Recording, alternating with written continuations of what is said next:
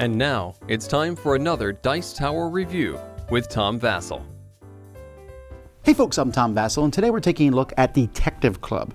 Now, I didn't know anything about Detective Club when it showed up. I looked at it and was like, oh, okay, interesting. It goes to 8 players. Not a ton of games do that.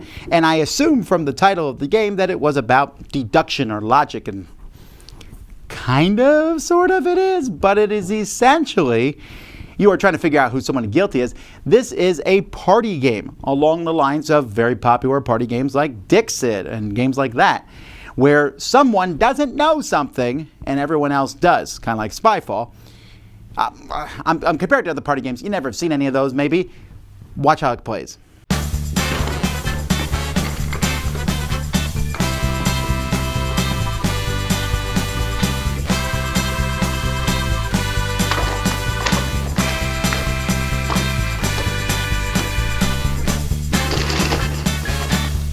In Detective, each player is going to get one of these tiles to place in front of them.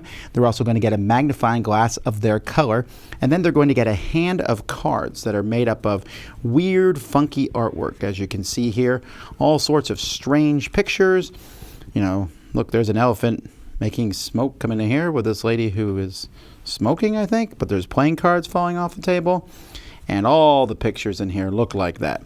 So one person is going to be the clue giver on each turn, and that person's going to look at their hand of cards and look for 2 cards that they can think of a single word from. So let's say, here's my cards here, and I might sit here and go, what word will I do with these cards here? So I might do fluffy.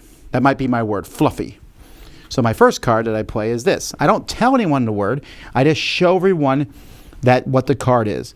I then will write fluffy on a bunch of tablets here. You're going to write the word on every tablet except one. There's one tablet for every player. You'll then shuffle the tablets up so that you don't even know what's on which one. You get it to everyone, and everyone will see the word except one person will have a tablet that says nothing. So when that happens, then each person in turn order will play a card from their hand, trying to match fluffy if they possibly can. They may or may not be able to for whatever reasons. And then I might play my second card here. So I play the rabbit, and then different people will play their various cards. Once everyone's done playing their card, I say, guess what, everyone? The word was fluffy, because clouds are fluffy and bunnies are fluffy, and that's why I picked these 2 cards. The next player says, yes, I knew the word was fluffy, and these balls looked a little fluffy to me, and the pillow, of course, is fluffy. These sails on this thing are kind of fluffy, and that's why I placed it them. This person says, I didn't really have any cards that really had fluffy, so the smoke had a fluffy look to it, and this nest here is making this guy feel fluffy. And I would have put other cards out, folks, but that's what I had to play here. This guy said, to me, I like mice. Mice are cute and beautiful, and that's why they're fluffy. And then here, this just gives me a fluffy feeling. Also, there's a cloud there, which is why I picked fluffy. Then starting with the person next to the person giving the clues, each person is going to put a magnifying glass in front of the person that they think is the one who is lying about it, because someone doesn't know what the word is until it was said. And then we reveal who had the pad with nothing on it. If you guess that person, you're going to get 3 points. If one or fewer people guess that person, then that person's going to get 5 points, and the clue giver is going to get 4 points. The clue giver then passes to the next person. By the way, there's terminology for all this. The person giving the clues is the active player, and everyone else is detectives, except the person who doesn't have one, they're the conspirator. But that is basically how the game works. You're going to play rounds equal to the number of players, or you can play with round twice if you're playing with less than 6 players, and whoever has the most points is the winner. Although I would imagine you'll just keep playing rounds and rounds until you have to go to bed, because the game will keep you that active. We're now at a point where these cards, we're just calling them Dixit cards, but there is a ton of cards in this game, and they all have this really cool artwork on them, like what is going on with these cards. They're just neat cards here, and I guess, as with all these games, you could use cards from Muse or Mysterium or Dixit and switch them out from game to game, but you can see there's all kinds of funky artwork here, and it's pretty cool. So I'm just show more of the artwork, because this is kind of the focal point of this game, is looking at this artwork and I love it. The artist here did a really good job. The cards have a mystical, fantastical, surreal quality to them, and yet all have different. They're vibrant, they're colorful, they're great. I just like them a lot. The other components of the game, these magnifying glasses are great. These tokens are good. The coins are fine. They're two-sided, so there's 5s and 3s and 4s, and you can keep your score hidden, which seems good in theory. The problem is you're like constantly going, oh, I need a 4. Where's a 4? You'll flip them over. The one thing I don't like the tin. Not a fan of tins for games. They can get dented too easily. But everything does fit well in the tin. And the cover doesn't, this cover is like an interesting cover, but actually doesn't make me think that the game itself is fun. Detective Club doesn't sound like a party game, which is what this game is. But it is, that's the only complaint I have. The rest of the components are fantastic. Woohoo! I love this game. This game is super fun. It is one of my favorite games I've played in a while.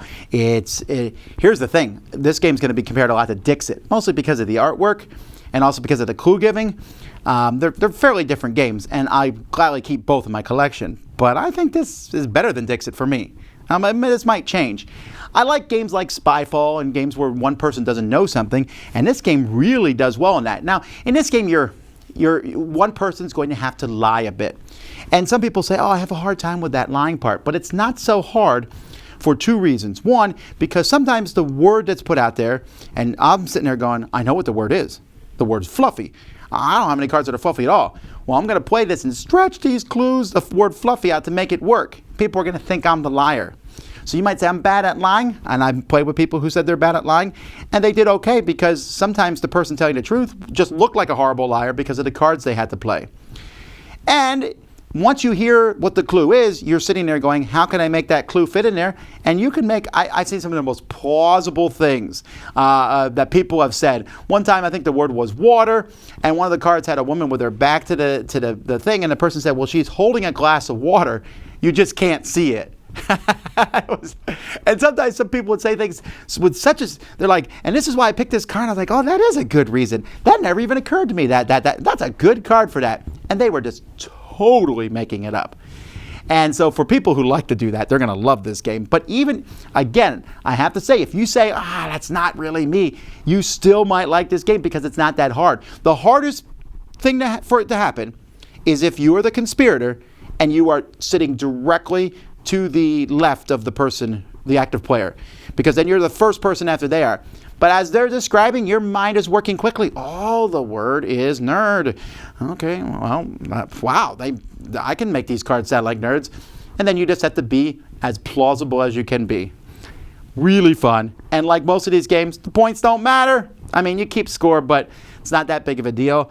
The writing everything down on tablets sounded more cumbersome than it was. I think little whiteboards might have been better, but it worked fine.